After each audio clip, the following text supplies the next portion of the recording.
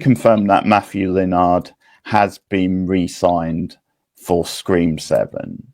We're not sure in what capacity yet.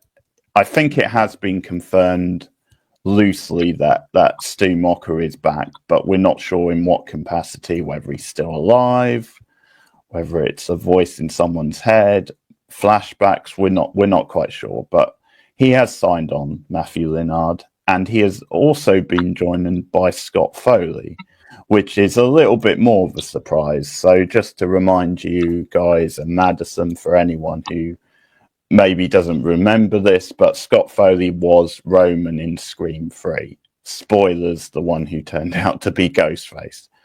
But at the moment, he hasn't been assigned a role, Scott Foley. So we can talk a little bit and speculate a bit about that. Kevin Williamson was originally writing Scream 3. That's when he originally had the idea of bringing Stu back. And it's sort of funny because I have a theory on this, but it's sort of funny that now it's been confirmed in the last week that both Scott Foley and Matthew Lillard have signed back. So I was going to ask you, so a few minutes ago, Madison, when I gave you the news, assuming you already knew, what's your reaction, particularly to Matthew Lillard? But I take it you don't have such a strong feeling on Scott Foley. Well, I mean, I think every year since Scream 3, there's always been speculation that Matthew Lillard's going to come back, and I love him. He's one of my favorite horror actors. So, yeah, so I'm a little bit more excited about Stu, but I think that's really cool that Scott Foley could come back as well. And that's interesting because 2 previous villains already being confirmed. I had heard a theory that they might have the new Ghostface do like some deep fake AI type thing to mess with Sydney. So I'm kind of wondering if that rumor might have some truth to it. Because bringing back 2 former Ghostface, it sounds like it might have some truth to it.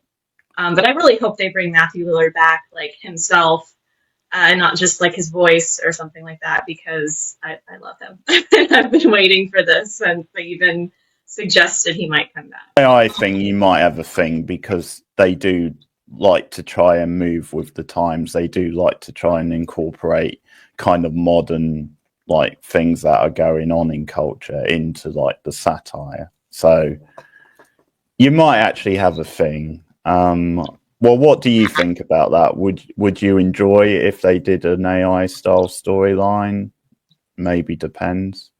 I mean, kind of, because Ghostface always has the same voice, and so they've already from the beginning kind of established that voice manipulation is a trait of these killers. So the idea of being able to use AI, and it's just so prevalent now, anybody can have access to anybody's voice.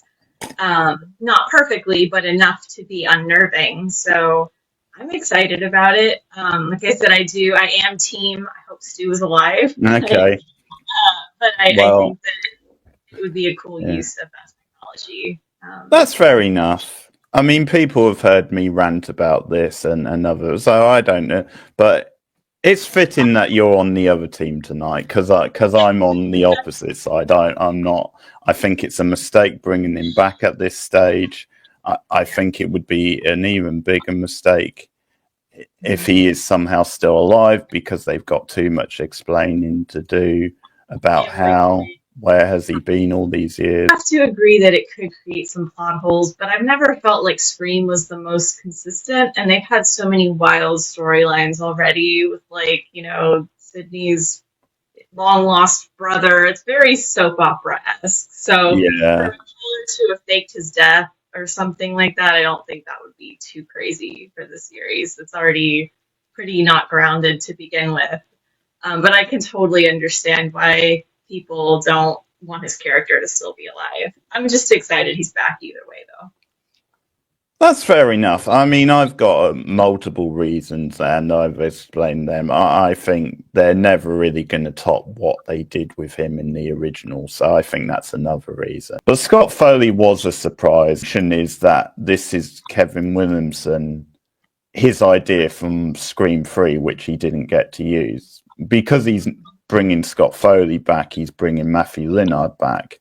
I can only assume that it's roughly whatever he intended for Scream 3, with some tweaks. I mean, there's obviously other cast members involved, and I mean, one idea is that it could be a revenge mission, that maybe he's in Roman's head, possibly, and it's a revenge mission against Sydney.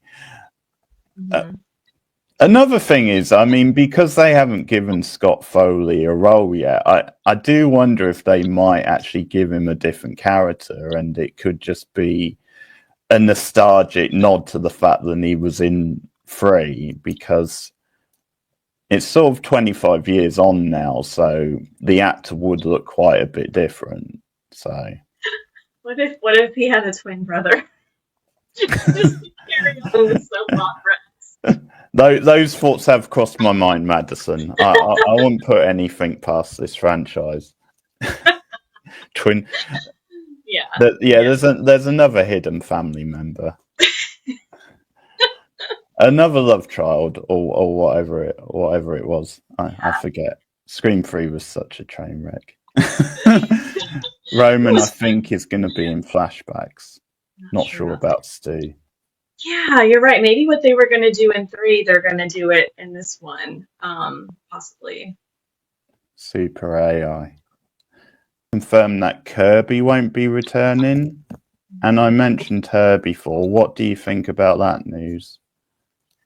It all just depends on what they're planning on doing. We still have no idea where they're going to be going plot-wise, so maybe there's a really good reason why she's not coming back for this installment, but I definitely hope she returns at some point, because I really liked her character, especially in the last one. I felt like she was a standout character, and I loved the twist involving her and how I'm sorry, spoilers if you haven't seen it, it's been out for quite a while, but how you suspect her, and then, they did such a good job framing her, and then the unreveal, I guess you'd say, that, it wasn't her, was really interesting. So, I'm kind of bummed she won't be in this one, but like I said, depending on what they're doing, I trust that there's probably a good reason. Part of the happy medium, which I think they have to try and get Pachin introducing, newer characters, or at least characters who haven't been in as many movies as like the original, where I think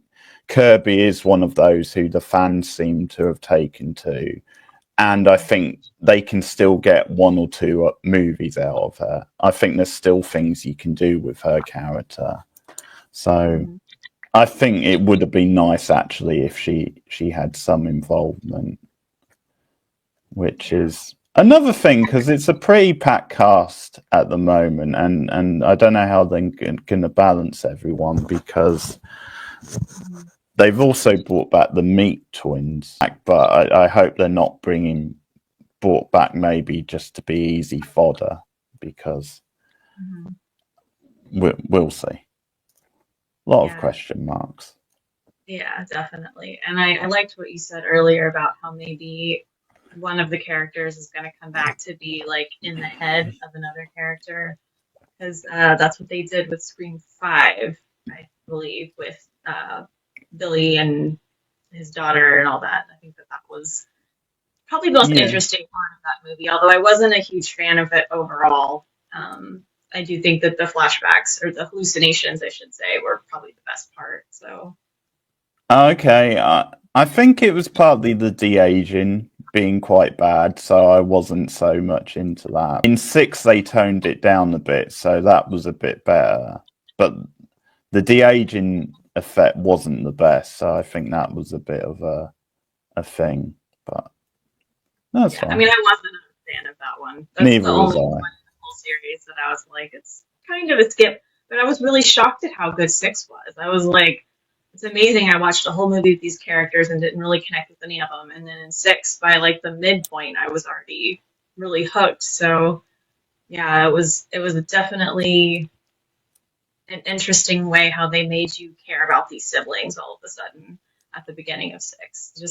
It was just much better all around. Yeah, no, I definitely agree with that. They stepped it up with the last one. Finally, I was on board with, this whole storyline they were doing with the Again, the long lost child kind of trope Mhm. that they're really invested in the series, and then yeah, unfortunately, all that drama happened. But Yeah. I do hope that they're able to bring them back at some point. How would you rank the Scream franchises? Do you have an order of favorites? It's been a long time since I've seen two and Hmm. three, which is weird because sometimes I'll watch the first one and then I haven't rewatched any of them except for six That's in a long fair. time. So, based on what I remember, it would probably be the original and then Scream 2 Yes. and then maybe 6 and then 4 Yeah. and then 3 and then 5, with 5 being Okay. much lower than all of the others. You're nice. No, thank you. That's shockingly close to mine. It's only the bottom two I would agree with. Sorry, disagree with. But then again, I understand you haven't seen 3 for a while, whereas I tend to agree with the majority that 3's kind of the turkey of the franchise. So I would definitely have that as bottom, and I would Yeah. have 5 just a little bit above it. But I definitely agree that maybe those are the 2 weakest overall, and I actually agree that 2 is still the best sequel, which a lot of people go a bit up and down on that, but to me, I still think it is the best sequel. So, yeah. Yeah, I think so too. Okay, so Russell sort of has his order. He has 1, 3, 4, 2, 6, 5. Okay, yeah, little bit different, but some similarities.